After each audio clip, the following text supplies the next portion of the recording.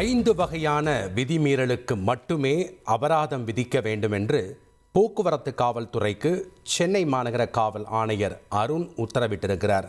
விவரங்களை வழங்க இணைகிறார் செய்தியாளர் சோலமன். வணக்கம் சோலமன். சென்னை மாநகர காவல் ஆணையர் அருண் பிறப்பித்த உத்தரவில் என்னென்ன விஷயங்கள் குறிப்பிடப்பட்டிருக்கு, விவரங்களை பதிவு பண்ணுங்க.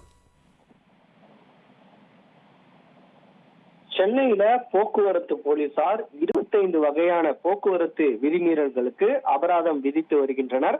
அது மட்டுமின்றி ANPR கேமரா மூலமாக பதிவு செய்யப்பட்டு வருகிறது இந்த வழக்கானது.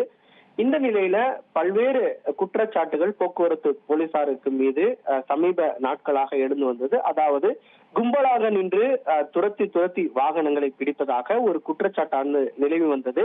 இந்த நிலையில அதனை போக்கும் வகையில காவல் ஆணையர் அருண் அவர்கள் வாய்மொழியாக ஒரு உத்தரவும் பிறப்பித்தார்.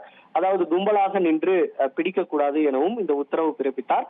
இந்த நிலையில மேலும் ஒரு அதிரடி உத்தரவை காவல் ஆணையர் அருண் அவர்கள் வழங்கியுள்ளார் போக்குவரத்து காவல்துறைக்கு. அதாவது 5 வகை விதிமீறல்களுக்கு மட்டுமே போக்குவரத்து போலீசார் அபராதம் விதித்தால் போதுமானது என அந்த உத்தரவுல பிறப்பிக்கப்பட்டுள்ளது.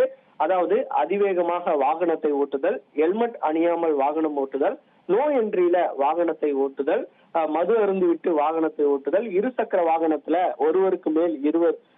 இருவருக்கு மேல் பயணம் செய்பவர்கள் மீது மட்டும் அபராதம் விதித்தால் போதுமானது என அந்த உத்தரவுல குறிப்பிட்டுள்ளது. இதனை போக்குவரத்து காவல்துறையினர் அனைவரும் பின்பற்ற வேண்டும் எனவும் அதுல குறிப்பிடப்பட்டுள்ளது. முக்கியமான ஒரு உத்தரவாக இது பார்க்கப்படுகிறது. நன்றி சோலமன், உங்களுடைய தகவல்களுக்கு.